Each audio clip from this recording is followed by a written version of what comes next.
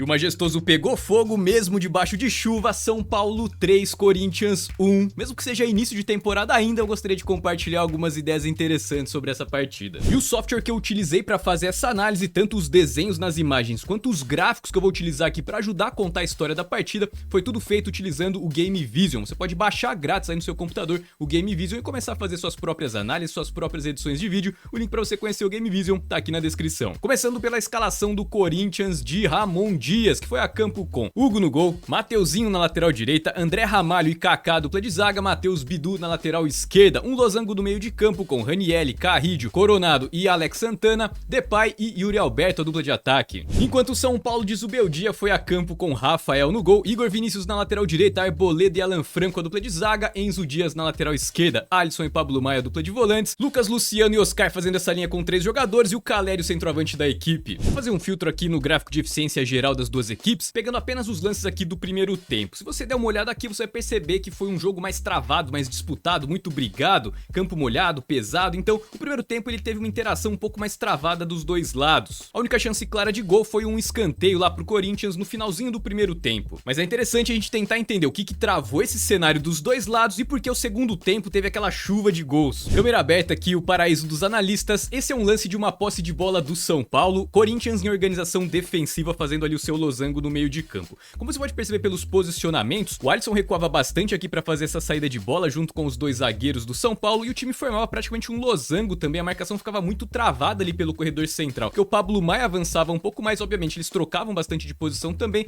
mas geralmente o Oscar caía mais pela esquerda, o Lucas mais pela direita e o Luciano mais centralizado. Esses três não, eles guardavam um pouco mais a posição, né? Talvez ali Pablo Maia e Alisson tinham uma mobilidade um pouco maior. E o Caleri ficava mais espetado aqui brigando por espaço entre os zagueiros do Corinthians. Então o São Paulo não tinha muito problema em manter a posse de bola, se aproveitando então dessa superioridade numérica aqui por fora do bloco, então o time circulava bastante a bola antes de tentar alguma jogada de finalização. Mas quando tentava acelerar as jogadas, aí encontrava um cenário mais travado, a marcação mais encaixada. Um dos espaços que começaram a aparecer aí pro São Paulo, tanto pela direita quanto pela esquerda, era aqui pros laterais. Isso porque quem fazia a marcação deles quando eles eram acionados eram os laterais do Corinthians, né? As duas equipes aí jogando sem aquele ponta fixo, guardando a amplitude da organização. Então, geralmente quando o Igor Vinícius recebia ou quando ele descia, quem saía para fazer a marcação dele era o Bidu. E aqui pela esquerda acontecia o mesmo com o Enzo Dias e o Mateuzinho saía para fazer a marcação dele. E nesse intervalo entre o jogador receber a bola e o marcador sair para fazer a cobertura, abria uma pequena janela de oportunidade para alguma jogada mais trabalhada. E aquele espaço crônico próprio desse tipo de organização aqui com o losango, mesmo quando o time joga sem pontas, né, como foi o caso aqui do São Paulo. Olha que o Enzo Dias se mandando pela esquerda, né, o Corinthians aqui na sua organização defensiva,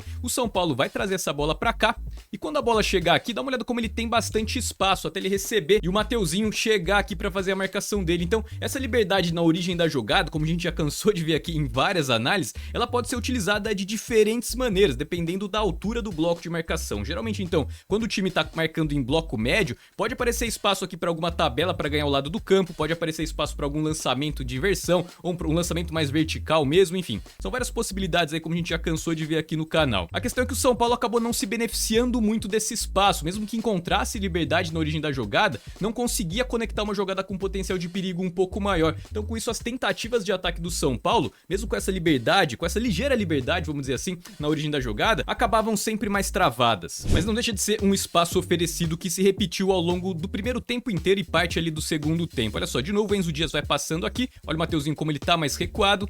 A bola vai chegar, só que demora pra chegar e o Mateuzinho avança pra dar o bote. Aqui eu queria usar esse exemplo pra fazer uma reflexão. Por que o Zubeldia então não usou ponta e lateral, né, pra tentar fazer a dobra ali pra cima do lateral e explorar os lados do losango? Porque acaba sendo um risco assumido, você vai ter um jogador a menos no corredor central. E o Corinthians, por conta desse losango, tem o seu contra-ataque sempre muito bem armado. Então perceba, o Mateuzinho avançava o tempo inteiro ali no Enzo Dias, essa ele consegue dar o bote, mas ele conseguiu também algumas interceptações e todas as vezes que ele conseguia recuperar a posse de bola, o Corinthians estava com o contra-ataque armado por conta da organização, como o time se posiciona, porque você vai ter sempre um dos atacantes recuando aqui pra ganhar a sobra, nesse caso aqui o Yuri Alberto, mas se fosse pelo outro lado teria o Depay, o meio armador pegando aqui o jogo de frente e também o outro atacante atacando espaço. Então são três movimentações importantíssimas pra você conseguir desdobrar a jogada em um contra-ataque. O Yuri Alberto já vai deixar ali com o Coronado, que vai resistir à pressão, a bola fica ali com o Yuri Alberto e o Corinthians vai conseguir fazer essa transição. Até acelerar aqui, ó, é uma jogada que o time consegue trocar passes e ganha uma falta ali na entrada da área. Então dá uma olhada como o Alex Santana, ele não vai fazer a marcação aqui do jogador que tá passando, né, do Igor Vinícius, ele tá de olho aqui pra fazer a marcação do Oscar, o portador da bola, mesmo que o Coronado esteja ali mais perto do Oscar. Então dá uma olhada como o Igor Vinícius vai se mandando, ó, o Alex Santana não faz a marcação dele, a bola chega nele. Então até o Matheus Bidu sair pra fazer a marcação, ele vai ter de novo essa liberdade ali pra conseguir pensar alguma jogada ou executar uma jogada caso ela já estivesse mais pronta.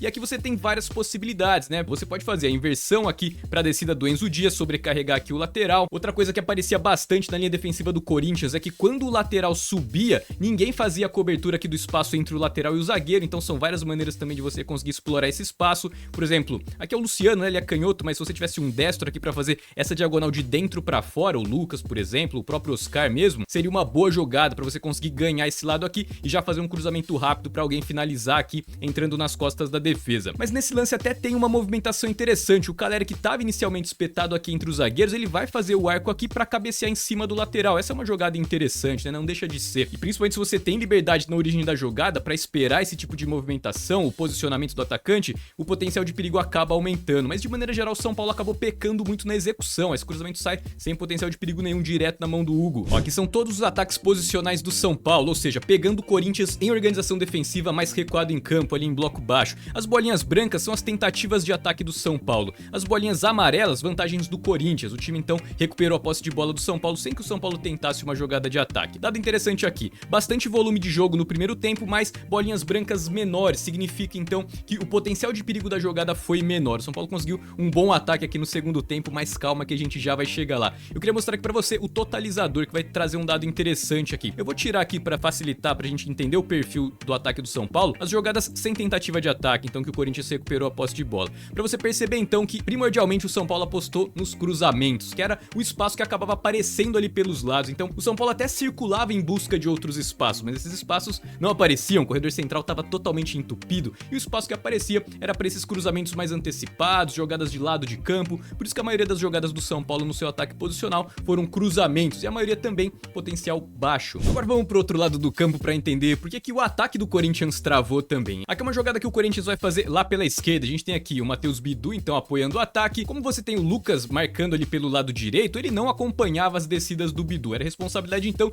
do Igor Vinícius fazer a cobertura. Um sistema parecido, até batendo lateral com lateral, como era também o do Corinthians, que a gente acabou de ver. Então perceba, a bola vai chegar no Bidu, não é o Lucas que vai fazer a pressão nele, já vai aliviar, quem sobe é o Igor Vinícius. Agora dá uma olhada como é diferente o comportamento da linha defensiva do São Paulo. Perceba que a linha defensiva, ela se desloca toda pro lado, mantendo a unidade, que é justamente para neutralizar aquele tipo de infiltração, explorando o espaço entre o lateral e o zagueiro, mas principalmente aqueles lançamentos mais verticais que o Corinthians usa bastante quando a linha defensiva adversária quebra. Olha só como o Depay se movimentou aqui na profundidade, mas o Arboleda veio junto. Agora perceba que à medida que o Corinthians tenta fazer a infiltração para dentro do bloco de marcação do São Paulo, olha só como vai aparecer uma outra oportunidade. Justamente porque aqui pela esquerda você tem o Oscar. O Oscar então ele estava mais focado aqui em fazer a marcação do Carrijo, ou até uma bola mais recuada para os zagueiros. E como a linha defensiva acaba se deslocando toda para lá, o Enzo Dias virava praticamente o zagueiro esquerdo. E mesmo que o Corinthians não tivesse atacando com um ponta, as descidas do Mateuzinho pela direita acabaram sendo uma boa oportunidade a ser explorada. Olha só, essa bola que vai chegar no Yuri Alberto, ele dá de primeira ali no Mateuzinho, essa bola acaba vindo um pouco forte, né? O campo tava molhado. Essa bola, se ela chega um pouco mais redonda, o Mateuzinho teria condições de fazer esse cruzamento de primeira, já colocando aqui alguém pra finalizar na segunda trave. Se não me engano, acho que aqui já é o Depay atacando ali a segunda trave, mas o fato dele fazer o domínio da bola, dá tempo do quê? O Alan Franco recompõe, ele dá 1, 2, 3, 4, 5 passos ali. Nesse momento ele já consegue fazer o corte pegando a bola de frente. Se essa bola tivesse saído de primeira, principalmente nesse campo molhado, provavelmente ele não tentaria fazer o corte sob o risco de fazer o gol contra. Mas é uma vulnerabilidade que acabou aparecendo por conta desse comportamento da linha defensiva do São Paulo desde que a infiltração fosse ativada. Quando o Corinthians ficava só circulando de um lado pro outro por fora do bloco, esse espaço não aparecia, a linha defensiva acabava sólida e protegendo a inversão. Mas também não deixa de ser um espaço oferecido que acabou não sendo aproveitado. Ó, de novo o Corinthians vai receber essa bola aqui pela esquerda, dessa vez é o Coronado, ele recuou bastante aqui nesse espaço onde o Lucas fazia ali a marcação e encontrou bastante liberdade para iniciar as jogadas, mas acabou se precipitando algumas vezes. Por exemplo, se você tenta fazer a jogada vertical, então por conta desse comportamento, desse sistema de marcação do São Paulo, o que acontece? Olha pra frente, você vê a marcação toda encaixada, o Arboleda já tá aqui fazendo a cobertura, não existe superioridade numérica, nenhum jogador do Corinthians em vantagem para ganhar as costas da defesa. Ó, o Coronado vai tentar fazer ali o lançamento, a zaga do São Paulo consegue neutralizar, mas perceba que novamente aqui pela direita, ó quem tava livre aqui, o Mateuzinho. E dessa vez você ainda tem um agravante, né? O Enzo Dias estava fazendo a marcação aqui do Yuri Alberto, Ele nem poderia saltar a pressão aqui, daria pra fazer uma sobrecarga aqui pra cima do Enzo Dias. Mas de novo o Corinthians acaba não aproveitando esse espaço. Ó, de novo o Coronado recuando aqui pelo lado do Lucas, né? Ele começou a encontrar espaço ali, pelo menos liberdade na origem da jogada, né? Mas as jogadas tentadas, como eu disse, acabaram não sendo as melhores, né? Isso porque parecia que o Corinthians não tava muito pronto pra explorar essas inversões, essas jogadas mais em amplitude aqui. Então, parece que muitas vezes o Mateuzinho descia, ele não era acionado e muitas vezes ele descia por dentro, né? Pra fazer aquele lateral invertido, né? Aquele lateral que vira um volante aqui pra fazer um perde-pressiona, matar um eventual contra-ataque do adversário. Então, as descidas dele muitas vezes eram mais por dentro, ó. O que acabava não guardando a amplitude, né? Não explorando essa vulnerabilidade que poderia parecer mais aberto aqui. E aí é um comportamento muito parecido com o que o São Paulo fazia, né? Se o São Paulo tinha uma preocupação muito grande com o contra-ataque do Corinthians, aparentemente o Corinthians também tinha uma preocupação muito grande com o contra-ataque do São Paulo. Uma coisa que acontece muito em início de temporada é quando a marcação-pressão sobe e ela sobe desencaixada, como é o caso aqui desse lance. O São Paulo aqui utilizando 4 jogadores para pressionar 3 jogadores do Corinthians. Isso acaba sendo sempre um problema, porque alguém vai sobrar livre, né? O André Ramalho consegue resistir à pressão ali do Luciano, conecta esse belo passe. Agora dá uma olhada na situação. O Carrillo recebe essa bola aqui por dentro. Onde tá a vantagem desse lance? Se você olhar por aqui, a marcação tá encaixada, então passes aqui pelo chão, a marcação estaria encaixada. Um lançamento mais esticado aqui, você também tem a marcação encaixada aqui, né? Principalmente campo molhado, essa bola mais esticada, colocando alguém pra correr junto, já com a marcação encaixada, nunca é uma boa, né? Acaba sempre favorecendo a defesa. Aqui marcação encaixada, mas aqui pelo meio, justamente, você tem uma superioridade numérica, né? Você pode gerar 2 contra 1. A gente poderia carregar um pouco mais essa bola, atrair a marcação do Alisson, se não me engano, que tá aqui, abrir espaço aqui pra descida do Alex Santana, enfim. O certo nessa jogada, ou mais indicado, que geraria mais vantagem, seria explorar a única sobrecarga que tem aqui nesse momento, 2 contra 1 aqui pra cima do Alisson. Só que agora o Corinthians vai tentar a inversão. O Carrillo dá uma bola esticada, mas acaba favorecendo a defesa, ela fica viva ali e o Igor Vinícius consegue neutralizar. Então de novo um espaço aparecendo por conta da pressão ter subido errada, desencaixada, mas o Corinthians tomando a decisão errada e não conseguindo criar uma jogada nem com potencial médio de perigo, né? Parece que existisse uma vantagem ali na origem da jogada. Mas resumindo, se você pegar aqui os lances que eu mostrei do São Paulo e do Corinthians, espaços apareciam. Agora, os times acabaram não apresentando boas dinâmicas para explorar esses espaços. Então pensando naquela equação do gol, espaço oferecido, espaço aproveitado, espaço oferecido até tinha, a gente acabou encontrando alguns aqui.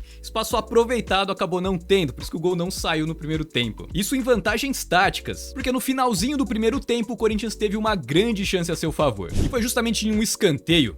Olha essa defesaça aí do Rafael que consegue salvar o São Paulo. Mas que se a gente pegar aqui o gráfico de bolas paradas do Corinthians, a gente vai perceber que foi uma jogada totalmente isolada ali. O time não tinha um volume muito grande de tentativas de escanteio ou de faltas levantadas pra dentro da área. O time teve aqui uma falta que foi levantada pra dentro da área, uma falta que, se não me engano, o Depay bateu direto pro gol e uma sequência aqui com 2 escanteios, né? Um sobra do outro. Agora, se a gente for pro gráfico de bolas paradas aqui do São Paulo, a gente vai perceber que o São Paulo também teve uma jogada isolada de escanteio. A diferença é que ela terminou lá no fundo da rede. Então, se no final do primeiro tempo o Corinthians teve a chance no escanteio, no comecinho do segundo tempo o São Paulo também teve a sua chance. Vou clicar aqui que o Game Vision já vai mostrar pra gente aqui o lance do gol. Olha lá, o Lucas sendo marcado pelo Mateuzinho e quando sai a cobrança ele consegue se desvencilhar ali da marcação, sobe lá no terceiro andar, testa firme e marca o gol do São Paulo. 1-0 aos 48. Olha por esse ângulo a altura que o Lucas subiu pra testar a bola. E pouco tempo depois, uma saída de bola aqui do Corinthians, o Matheus Bidu traz a bola aqui pra perna ruim, né? Ele é canhoto, ele tenta fazer uma inversão com a perna direita e acaba acertando o Carrillo, que por sua vez vai tentar consertar, mas tropeça ali na bola e deixa de graça pro Luciano.